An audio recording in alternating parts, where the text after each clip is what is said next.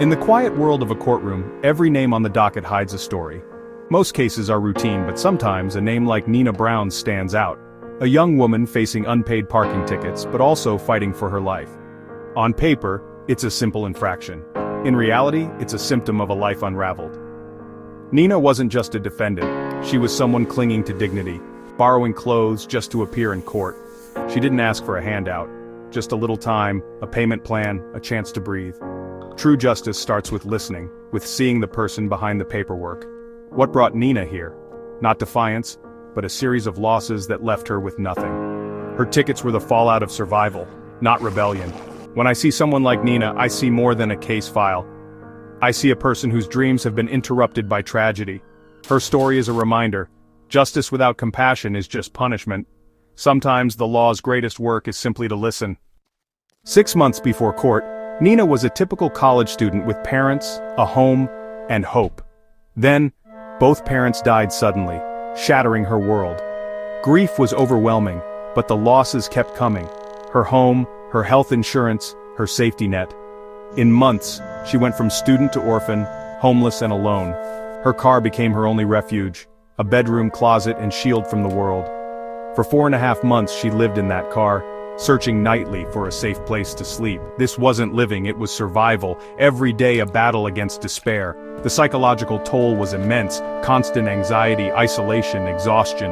Yet, Nina kept working, dreaming of returning to school, refusing to give up. She fought on, even when it felt like she was fighting alone. Her resilience was her quiet rebellion against the darkness. Nina's job at the Mango Donut shop was her last thread of normalcy. The paycheck barely covered gas, but it gave her purpose and a place to belong. Ironically, surrounded by food, she was starving, living on leftover donuts, unable to afford real meals. Every dollar was stretched to the limit. Parking tickets weren't carelessness, but the cost of having nowhere else to go. For most, a ticket is a nuisance. For Nina, it was a crisis. Still, she dreamed of finishing school, using education as her anchor.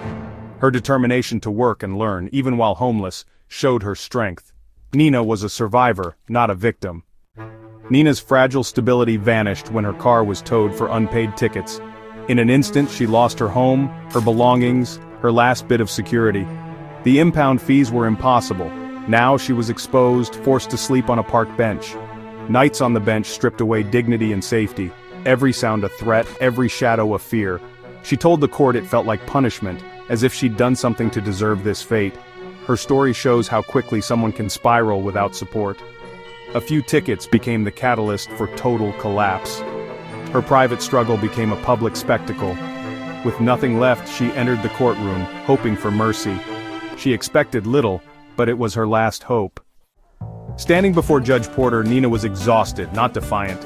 She explained her losses: parents, home, health insurance, and now her car.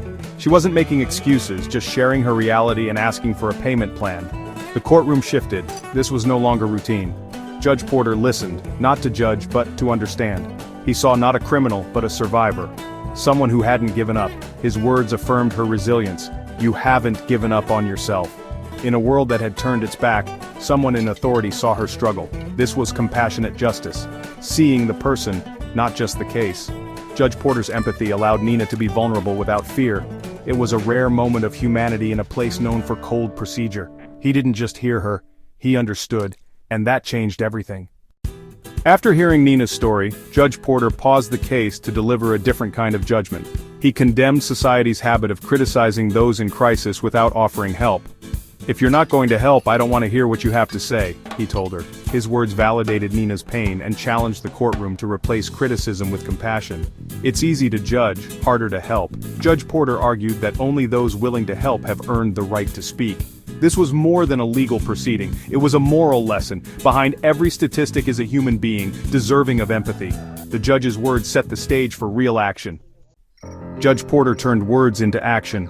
He called a contact at the Mango Park Hotel and arranged a room for Nina. 3 months, paid out of his own pocket. For the first time in months, she'd have a safe place to sleep.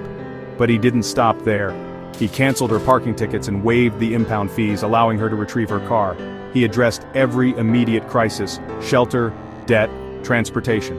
Finally, He arranged a rideshare to take her straight to the hotel. These weren't just gestures, they were practical solutions. In minutes, Judge Porter pulled Nina from the brink. He offered not just hope, but a real path forward. His actions dismantled the barriers trapping her. This was justice in action. Judge Porter's help wasn't just a quick fix, it was a foundation for Nina's future. He knew 3 months in a hotel was temporary. She needed lasting stability. He offered to connect her with a city clerk job, steady pay, full benefits, a real chance at independence. Health insurance lost with her parents would be restored.